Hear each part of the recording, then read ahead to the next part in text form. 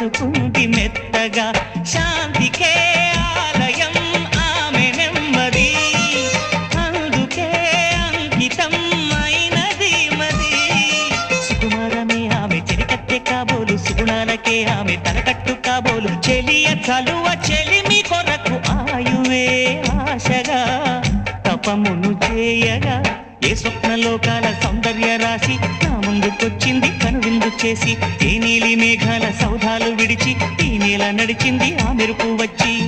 తళ తళ తారక మెలికల మేనక మనసున చేరేగా